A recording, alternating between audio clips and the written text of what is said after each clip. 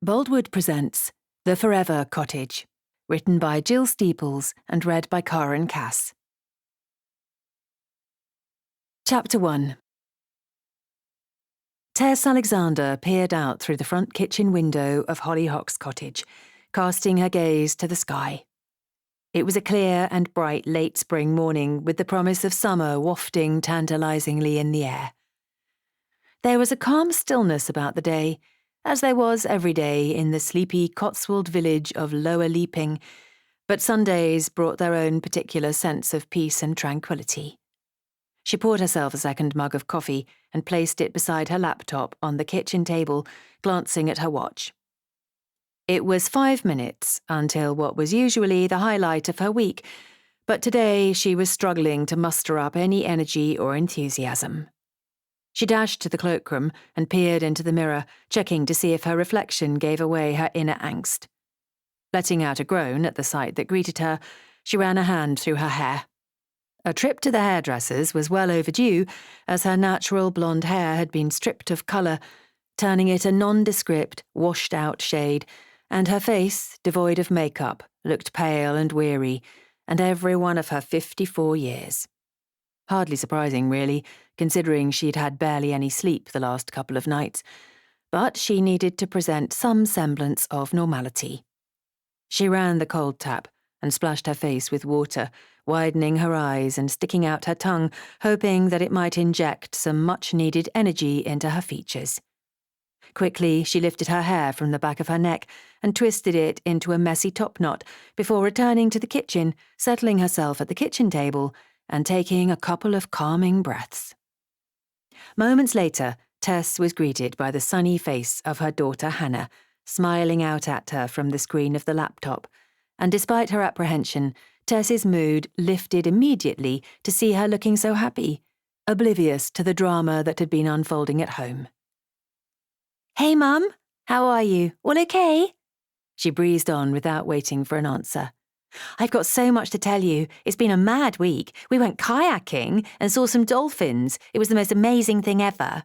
I meant to send over the videos, but it's been hectic. I promised to do it later. Oh, and then something bit me. I don't know what it was, a creepy crawly of some description, but my arm blew up and it was so painful. Don't worry, I got it checked out by a doctor and they wrapped it up and gave me some antibiotics." Hannah lifted her arm to show off her bandaged limb. "I'll live, apparently." Hannah's chuckle faded away. "Are you okay, Mum?"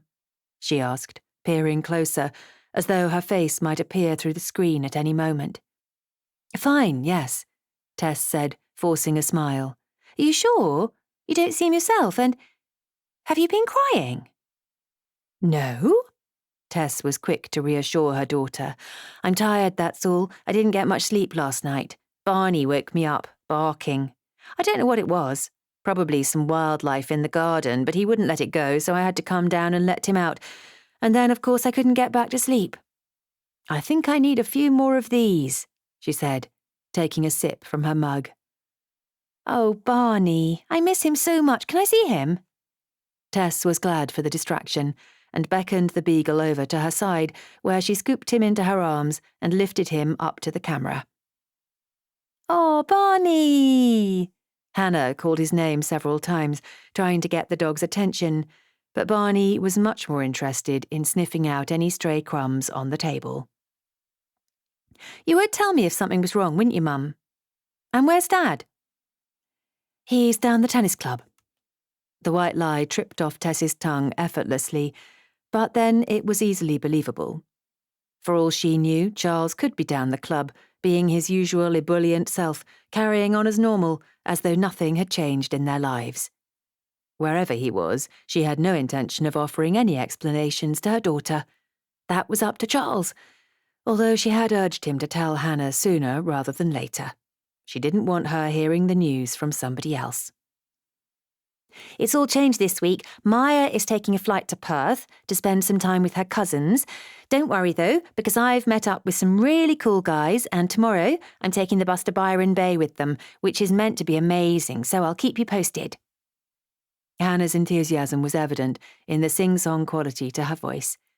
It was clear, too, from the sparkling light in her eyes, the healthy glow to her skin, and her long hair lifted by highlights that she was enjoying every moment of her big adventure on the other side of the world. After graduating from university with a first-class honours degree in French and Russian last year, Hannah was taking a well-deserved break from her studies to earn some money and travel around Australia before starting her teacher training in September. It had been 3 months since she'd headed off with a huge backpack on her shoulders, an excited grin on her face, waving frantically to her parents until the very last minute when she disappeared into the departure lounge at London Heathrow. At the time, the smile on Tess's face had been entirely fake, as she tried desperately to contain her emotions, breaking down in Charles's arms once Hannah was out of sight. She'd been consumed with worries about Hannah heading off into the great unknown, but she could never have let on to her daughter. She had to let her go so that she could pursue her dreams. Wasn't that a mother's role? It really would be the trip of a lifetime, so everyone had told them, and Tess had felt marginally better when Hannah had arrived in Australia safely in one piece. Since then, their weekly video calls had gone a little way to allay Tess's concerns. "That sounds great," said Tess distractedly now. Hannah's brow furrowed and her bottom lip curled. "Oh, Mum, now I know there must be something wrong." "Why?" Tess's mind had been wandering, and at Hannah's prompting, she brought herself back to the moment. "What do you mean?" "Well, you haven't given me the 3rd degree over these guys I've met. Normally, you want to know the life history of my travelling companions. You've not asked about my arm, or generally been very interested in a word I'm saying." "Darling, that's not true. I'm always interested to hear what you've been doing, and I can tell by looking at you that you're well and happy. Sorry if I'm not as engaged as you'd like me to be, but honestly, I'm just shattered." Tess made an elaborate show of yawning to press home the point. Well, if you're sure..." She let out a heartfelt sigh. "It's the same every time I call. I'm always so excited to speak to you, but then when I do, seeing your lovely face, it just brings home to me how much I miss you all. And it makes me sad that I can't be there with you in person or give you a hug." "Honestly, darling, we miss you too." Tess let go of Barney, who was wriggling in her arms to be put down.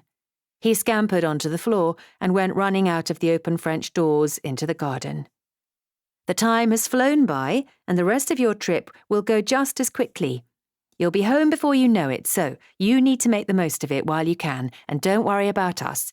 We'll still be here when you get back." The words sounded hollow to her own ears. She had no way of knowing where she, Charles, and Barney would be on Hannah's return in a few months' time. All she knew was that barely anything would remain of their supposedly happy family unit within the walls of Hollyhocks. Only a lifetime of memories.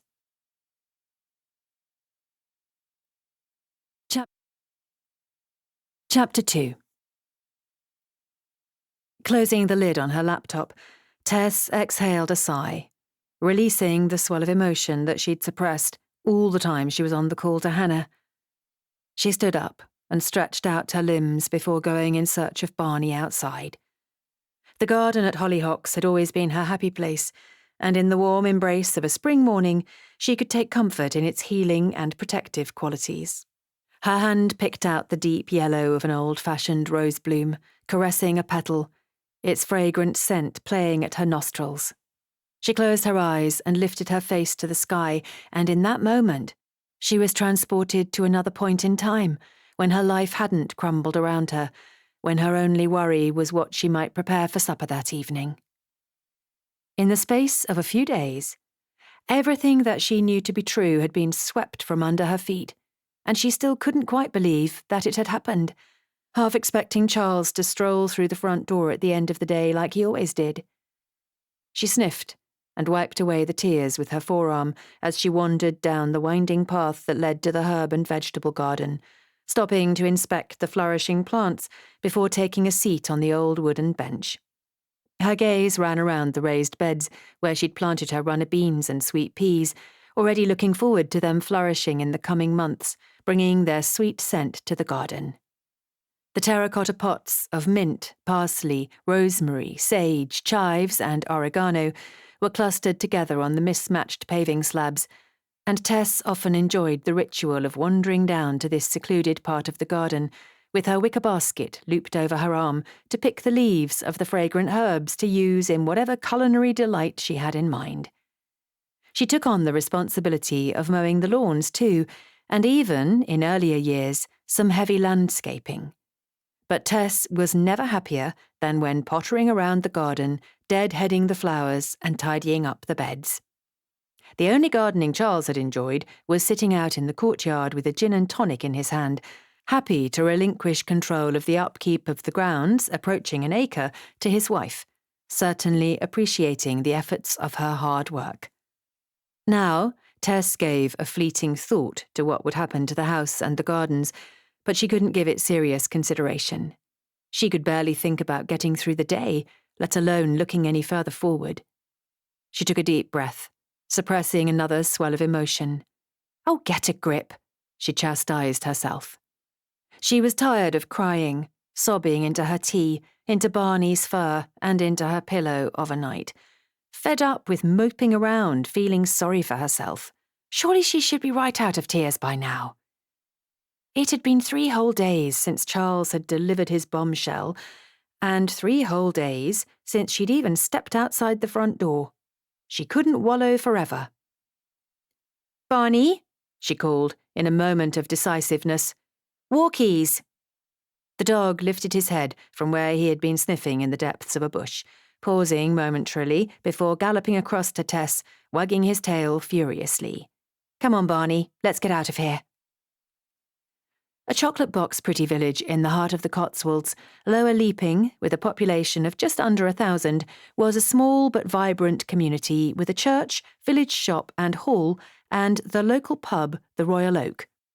Having lived there for over 25 years, Tess knew everyone, by sight at least, and as she stepped outside to walk the familiar path that led through the main thoroughfare of the village, alongside the honey-coloured stone buildings, she felt as though she was an outsider, visiting for the first time. She and Charles had been at the heart of the community for so long, putting on garden parties, attending church, participating in the show competitions at the summer fete, and hosting suppers for their friends and neighbours, although she realised now they hadn't done any entertaining in a long while. She and Charles had always come as a couple, presenting a united front. The Alexanders at Hollyhocks Cottage on the hill. Now, as she strode out alone, Tess wondered how she would exist on her own, without her husband at her side. "Morning, Tess." Graham Southridge, clutching the Sunday newspapers in his hand, tipped his straw boater at her, a wide smile on his face. "I need to have a word with Charles, but I haven't got time today." He glanced at his watch as he went on his way, calling over his shoulder, "Anita's sister and her family are coming over for lunch, and I'm under strict instructions not to dawdle. I've got my chores to see to, apparently." He gave a loud chuckle.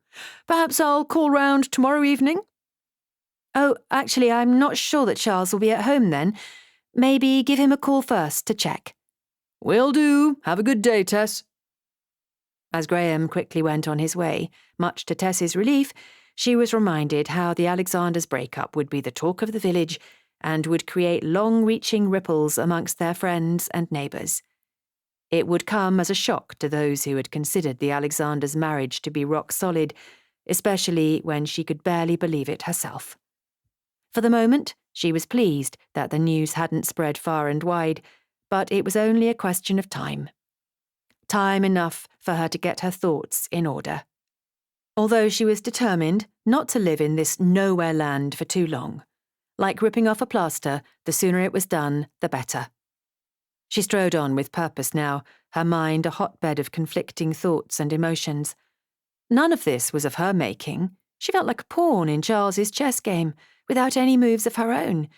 But that was only because she had been blindsided by her husband's actions.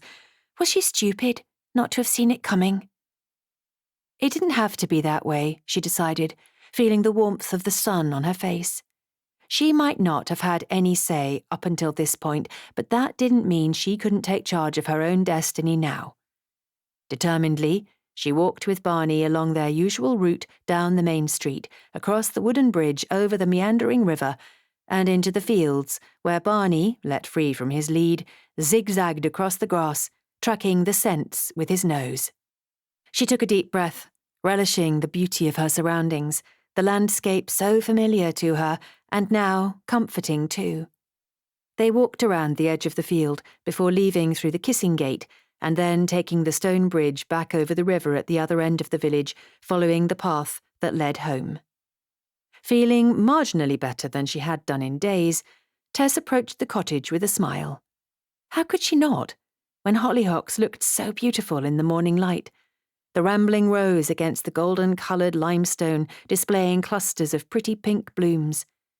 She unlatched the gate and walked along the path, stopping to admire the frontage. It was perfect, apart from perhaps the front door, which was finished in a dark green gloss paint. She'd never liked it, and had always thought a softer pastel colour would suit it much better. But Charles had got his way on that one, as he usually did. Walking along the front of the house towards the back door, she was thinking about the mug of tea and slice of walnut and sultana loaf with a thick slathering of butter she would have inside, the recent emotional upset not having had an impact on her appetite at all. She'd just pulled the key out of her pocket when she heard footsteps on the gravel driveway and a familiar voice that made her stomach drop. "Tess, I've been meaning to catch you." Dilly Duchamp, in wide-legged linen trousers and a loose-fitting tunic top, appeared from next door, looking effortlessly stylish and cool, in contrast to Tess's post-dog walk glow. "I was going to call round earlier in the week, but I sensed all was not well." Those last words were delivered in hushed tones and with a wide-eyed grimace. Dilly looked over her shoulders as though she might have a listening audience. "I saw Charles leaving with his suitcases and heard raised voices.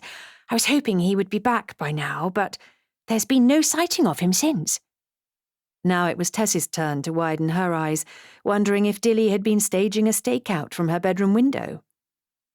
"And to be honest with you, sweetie, you're looking—" Dilly paused for maximum effect. "Terrible. Is everything all right?" Tess might have been reassured by the other woman's show of concern had it not been for the eagerness of her tone. Despite living next door to Dilly Duchamp for over 15 years, Tess had never really warmed to her neighbour, finding her overbearing and annoying. But she had always tried to remain on friendly terms for the sake of, well, now she wasn't quite sure why she'd tried so hard. "Thanks, Dilly, for pointing that out. I do look a bit shit, don't I? But that's what comes when your husband of 30 years abandons you for a young, lithe and lovely business associate. So, yeah, not the best day. But listen, there's no need for you to stay on lookout duties. Charles is gone and he won't be coming back again. Not to stay, at least. So, there we are." Tess fixed Dilly with a wide smile, and she was gratified to discover that the tears that had been so in evidence these last few days were nowhere to be found, and instead she recognised a relief and freedom in voicing her new reality aloud. Chapter 3. Tess's minor moment of triumph was short-lived because no sooner had she stepped inside the boot room than she realised the error of her uncharacteristic and impulsive outburst. She kicked off her boots, leaving them alongside the motley collection of wellies, trainers and coats that they'd acquired over several years, and hung Barney's lead up on one of the hooks. Damn. She ran a hand through her hair and wandered into the kitchen. She wasn't thinking straight, and her head was all over the place. The last person in the world she wanted to talk to, apart from Dilly Duchamp and the rest of the local community, was her husband Charles, but now he'd given her no choice. How bloody dare he put her in this position? Instinctively, as she had done on hundreds of occasions before, she reached for her phone and paused briefly before pressing on his name. At other times, she would have been calling to see when he would be home from work, what he might want for dinner, or asking if he could pick up some bits on his way back. But those kinds of conversations were a thing of the past. Now she hardly knew how to speak to the man who she had shared her life with for over 30 years. "Hey, Tess." The sound of his warm and familiar voice caused her stomach to tumble. For the briefest moment, she wondered if there'd been a mistake, if Charles wouldn't break into laughter and explain how it had been a huge misunderstanding, that he would be home at the usual time. But it took only a second for her to remember the coldness in his tone and his matter-of-factness only a few days earlier when telling her that he was walking away from their marriage. "Charles," she said, finding an inner resolve. "Hannah rang this morning, and it's clear you haven't told her your plans. You must do it soon, today even, before she hears it from someone else." She heard his sigh, which only caused to antagonize her further. "Tess, it'll be the middle of the night there. You're not thinking straight." "Don't patronize me," she snapped, an anger igniting in her chest. Was Melody there at his side, a self-satisfied smile resting on her pert lips? "It's a good job one of us is thinking about our daughter, instead of simply giving in to our own selfish needs." "Look, she's on the other side of the world, enjoying herself. I don't want to spoil her trip by making her worry about what's going on at home." Charles's tone was softer now, conciliatory, immensely annoying. "She doesn't need to know yet. We can tell her when she gets back." "Don't be an idiot." Tess was unable to hide her exasperation. "If you didn't want to upset your daughter, then you shouldn't have played around in the first place. Just think how much more devastating it will be if she hears the news from a stranger." "You're emotional, I get that. But there's no need to do anything impulsive." Tess had to bite on her lip to stop the scream from escaping her mouth. "You're the one making all the impulsive decisions. It's not fair to keep Hannah in the dark. You've lied to me for goodness knows how long, but I'm not prepared to do it to our daughter. She deserves to know the truth. I don't want to be in a position where she asks me why I didn't tell her what was going on. I can't sit through our weekly video calls pretending that everything's fine when it isn't. News travels fast around these parts. It's only a matter of time before she finds out." "It's not going to happen. How can she possibly find out if we don't tell her?" With every word that he spoke, Tess's annoyance heightened. Did he really have no idea of the devastation that he'd caused? "Easily. If Dilly next door knows, then it could be across the whole county by now." "Geez, Tess. What the heck have you done? What on earth possessed you to tell Dilly?" She took a breath, pressing her lips together to stop the torrent of abuse festering inside from leaving her mouth. "I didn't. She worked it out for herself." Images of the night that he'd left her flooded her mind. No wonder Dilly had heard raised voices. Tess had screamed and hollered, making noises that she hadn't even known she was capable of, throwing Charles's wellies, which were the nearest things to hand, after him. "Besides, why shouldn't I tell her?" she said now. "People are bound to find out sooner or later. I'm not going to keep your dirty little secrets. Look, I'm tired of this conversation. If you don't tell Hannah today, tomorrow, then I will have to tell her myself, and obviously that won't paint you in the best light." "Fine." This was accompanied by another major sigh. "I'll call her later, but don't blame me if she rings you in floods of tears." "I do blame you, Charles. I blame you for absolutely everything. This is all entirely your fault." She pressed the red button on the phone, cutting off the call, half tempted to throw the thing across the room, but she'd quickly learned that she would only have to pick it up from the floor herself, and she'd probably break it in the process. Instead, she let out the scream she'd been hanging on to, not even caring that Dilly might hear next door. The dog came running over, looking concerned, and Tess dropped to her knees, burying her face in his fur. "Oh, Barney, it's okay, it's not your fault. It's your stupid daddy. How could he walk away from all of this?" Tess looked around her at the beautiful home they'd built together over the decades. When they'd first bought the property, it had been in a sorry state. The ramshackle, run-down cottage had broken windows, big gaping holes in the roof, and cobwebs in every corner of the building.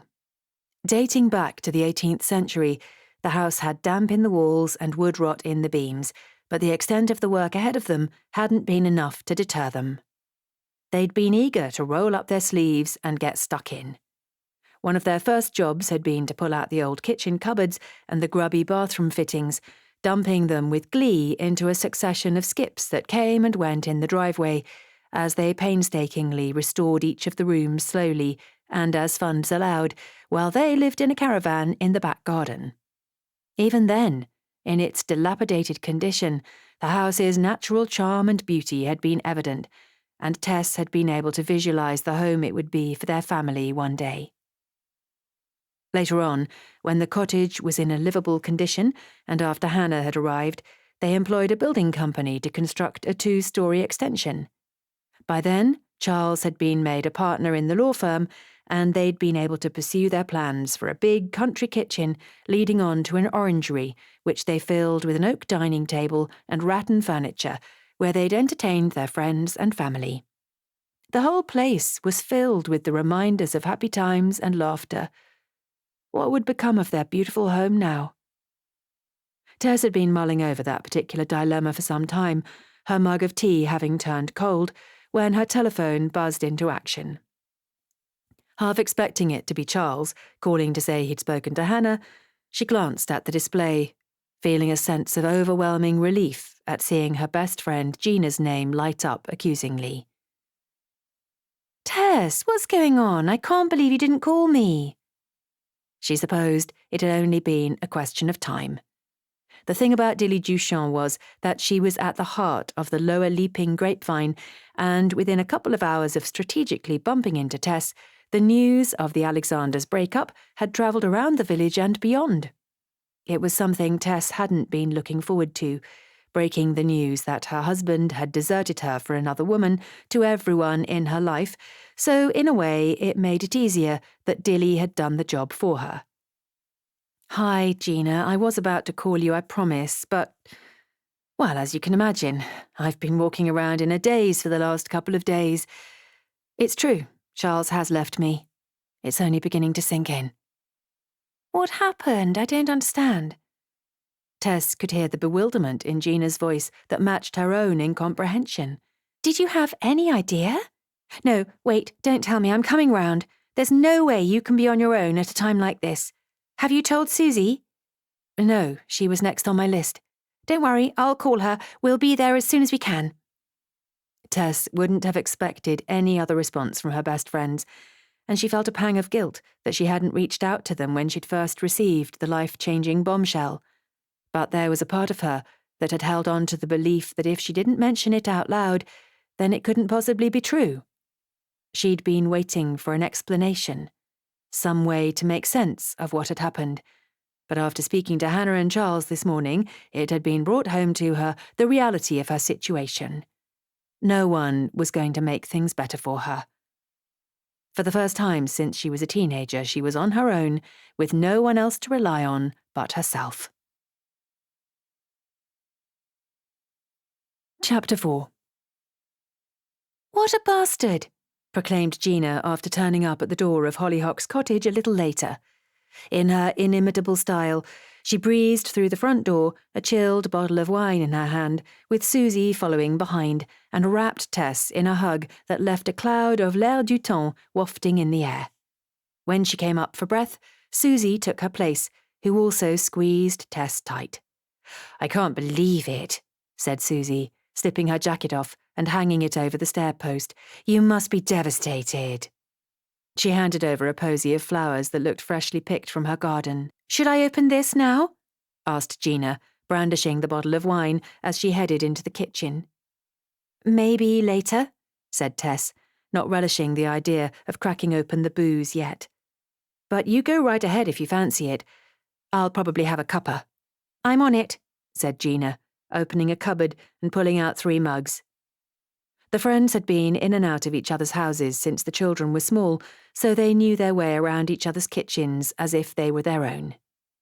After Gina had made the tea, and Suzy had produced a packet of shortbread biscuits from her handbag, which she'd picked up from the local farm shop, they settled in the chairs in the orangery. The doors were opened onto the garden, and the scent of the sweet-smelling jasmine climber wafted inside and around them. "Did you have any idea?" Suzy asked, taking a sip from her mug. "None whatsoever. Isn't that what they say, that the wife is the last to know? She pondered on her own words for a moment before demanding of her friends. Did you two know? No, of course not, said Gina. We would have told you if we'd had even the slightest whiff of something going on. I would have bloody murdered him. I still might. Who is she then, this woman? Do you know her? Melody. She's an accountant, apparently. He met her through the Chamber of Commerce. The bitch, said Gina. Has she not heard of sisterly support? I hope you've confronted her, told her what an utterly despicable thing it is that she's done. No. Tess shook her head. She couldn't even contemplate that. What would be the point? I met her once at some business awards. She was utterly charming. Young, I think she's only about 34, and attractive. It simply didn't occur to me that there might be something going on between the pair of them. He's old enough to be her father, for goodness sake. I feel like such an idiot. Everyone at work must have known. Not necessarily. I expect they went out of their way to keep it secret. Sounds to me like your typical midlife crisis. Older man running off with a beautiful younger woman. Such a cliché. Honestly, what is Charles thinking? I can't see it lasting, said Suzy. Can you? Well, I bloody well hope it does, Tess said vehemently, for his sake. To turn his back on our marriage, our family, and our home, to simply satisfy his frail masculine ego on a whim, seems such a terrible waste. It has to be bigger than that. Besides, from the way he was talking, it sounds as though it was a coup de foudre. This was accompanied by a roll of the eyes from Tess. Honestly, I didn't recognise the man sitting opposite me. It was like coming face to face with a love-struck teenager. He's bound to come to his senses sooner or later. It's one thing to conduct an illicit affair with all the excitement that comes from running around having secret, intense meetings. But when the mystery and intrigue is taken away, and it becomes the new reality, well, that's something different entirely. Tess shrugged, not convinced by Suzy's reassurance. I don't know that he will.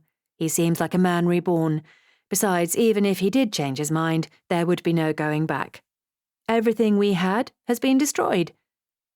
This was my whole life. Tess lifted her hands to the air, taking in the beautiful surroundings of the cottage.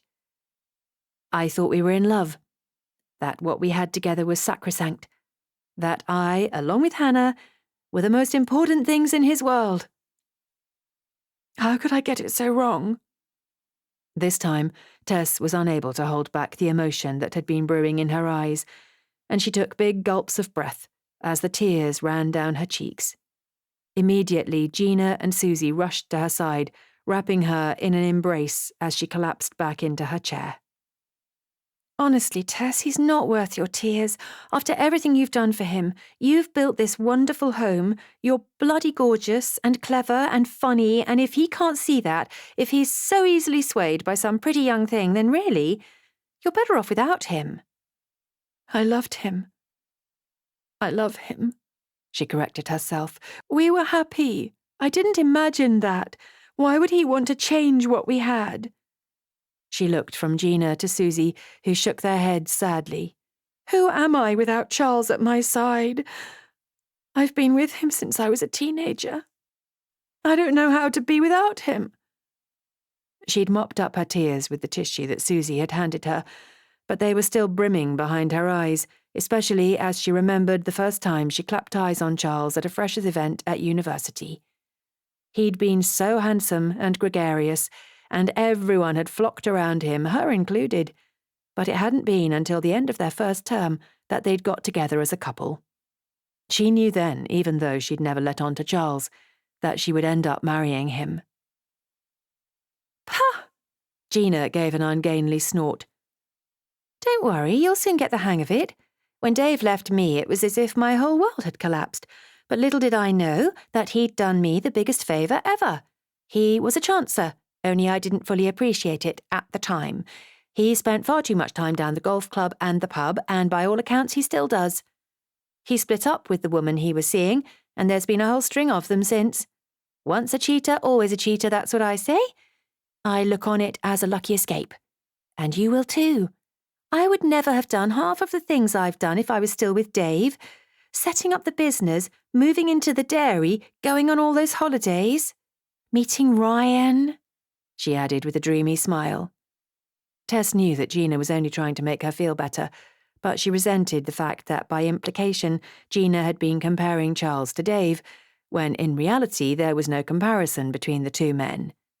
Dave, a kitchen fitter, had a reputation for being flaky and unreliable with a roving eye, while Charles had always been a thoroughly decent man, a stalwart of the local community, loved and admired by everyone. She checked herself, shaking her head in a moment of realization. Who was she kidding? Of course the two men were similar. They were both cheaters, their marriage vows obliterated in a lustful moment. When Tess first got to know Gina and Suzy when their children started preschool together, exchanging small talk at the school gates and light-hearted conversations at social events, she'd met their husbands too, and the women's friendship was cemented over shared parenting experiences. Lots of laughter and several glasses of wine. Tess hadn't warmed to Dave's brash and over-familiar manner, so she wasn't surprised when Gina confided that Dave had been cheating on her with one of his customers, and after turning into an ace private detective, Gina had uncovered a whole host of other misdemeanors, including the web of lies Dave had told her, several other women he'd been involved with, and a worrying pile of accumulated debts. Gina had thrown Dave out of the house into the arms of his other woman, leaving Gina to bring up her small son, Adam, alone. And Tess and Suzy had stepped up to support Gina through that emotionally trying time. Sadly, Tess hadn't really had the chance to get to know Suzy's husband, Martin, because it was only a couple of months later when he died suddenly from a massive heart attack. The trauma had rendered Suzy into a state of disbelief and shock, and it was only her friends rallying round, providing meals and helping out with the school run that had got her through those dark days, which still cast shadows over Suzy's life today. In some ways, Tess believed that Suzy had never really got over it. She went through the motions, held down her job as a school secretary, and had brought her twin boys up to be thoughtful, kind, and caring young men. Toby was now working in the theatre as a sound technician, and Miles was a financial analyst in the city. Martin would have been so proud. But Tess couldn't help thinking that Suzy had never quite recovered her spark and zest for life that had been there before her husband's untimely departure. All three women had reached a point in their lives where their offspring had flown the nest, and they were readjusting to a new stage where their main focus was no longer the children, but one where they could now concentrate on themselves and build a different kind of future. The friends had often spoken about what they would do with all their free time once they had shaken off the daily parental duties, the spa days they would indulge in, the theatre trips to London, and the short European city breaks for shopping they would plan. Tess had also imagined spending more time with Charles, anticipating that he might take early retirement from the law practice where he was a partner, sell his share of the business, and free up some money to travel to far-flung places. But those dreams had evaporated into thin air now. Charles clearly had plans of his own, which didn't involve Tess at all. Do you think he's done it before? Tess's brow furrowed as she was interrupted in her musing by Gina's question. What? Charles, Gina urged. Do you think he's done this kind of thing before? I mean, it wouldn't be that surprising, now we know what he's capable of. He's an attractive man, persuasive, eloquent and charming. It's not a huge stretch of the imagination. No. Tess wasn't sure why she'd felt the need to defend Charles, not when he'd betrayed her. But she knew Charles better than anyone, and she would have known with certainty if he had ever cheated on her before. Wouldn't she? She let out an audible sigh. Why did this have to happen now, just when they should be stepping back and enjoying their autumn years together? She glanced from Gina to Suzy and gave a smile, grateful to them for being there, even if Gina's sometimes pertinent questions made her hackles rise. But then Gina had always been forthright and outspoken. She shouldn't have expected anything less. Both her friends would support her through this new, unwelcome stage in her life, but Tess was angry and annoyed that she even found herself in this position. Tess had always been comfortable. Now she wondered if she'd been smug even, being at the centre of their tight friendship group, offering her support and words of wisdom when the others had needed it, not believing for one moment that the tables would be turned and she would be the one in the midst of an emotional trauma needing their support. The thing is, I know that Charles loved me. He was a good husband and father, supportive of our family, so I just can't understand why he's done this. Tess was certain she was repeating herself, but it was as though she was searching for answers, waiting for someone to tell her why it had happened. She might have known that Gina would give it to her straight. Stop! Gina was on her haunches beside Tess's chair. She took hold of her hands, looking at her imploringly. You're not getting it. Charles has let you down, big time. He's lied to you and cheated, and whatever way you look at it, that's no way to support his family. He may have been that man you talk about once, but he's not that man anymore. It hurts, I know, but you have to accept what's happened. You have to think of yourself now and secure your own future. You can't rely or depend on him anymore because he'll only be looking after his and this new woman's interests. Gina's words cut Tess deep into her heart, and she wanted to rail against her, to make her stop talking, from saying such hurtful and unkind things. But then it wasn't Gina who was at fault. She knew that. But Charles, the man she loved, however much Tess might not want to accept that reality. Being a lawyer, Charles will have all the angles covered, so you need to find your own solicitor, a good one. Has Charles said what he intends to do about the house? Tess's open-mouthed expression gave away her dismay. What do you mean? Well, having a mistress is an expensive hobby. I'm guessing he'll need to free up some money to fund his new lifestyle. All I'm saying is that he might suggest selling the house. No, he couldn't. He wouldn't do that, would he, Suzy? Her friend simply shrugged, looking towards Gina as though she held all the answers. No, I wouldn't let him, Tess protested. Well, just have your senses about you and don't let Charles dictate what he's going to take from this marriage, Gina said. Tess felt her breath catch in her throat. She'd been consumed with the thought of going into the future alone, without Charles at her side, wondering how she would cope. But she hadn't even considered that she might be forced to move out of her beloved home, Hollyhocks Cottage. No, it seemed Charles was capable of many things, but surely not that. She felt a resolve travel the length of her spine. She might not be able to do anything about Charles's decision to bring an end to their marriage, but she would do everything in her power to hold on to the home that she loved. Chapter 5. Hello, stranger. Where have you been? I was about to send out the search parties for you. Was it really only a week since Tess had last visited? Then she'd been carefree and happy, entirely oblivious to what was about to unfold in her personal life. It seemed like a lifetime ago. Tess leaned down to kiss her mother Marjorie on the cheek, inhaling a heady scent of vanilla mingled with antiseptic. Her hair, almost completely white now, with a few flashes of grey, had been cut short in a gamine style that accentuated her still pretty features. Her nails had been newly manicured, painted a fetching coral colour, and she sat perched on a cushion in the winged chair that was in the bay window of her room at the residential facility.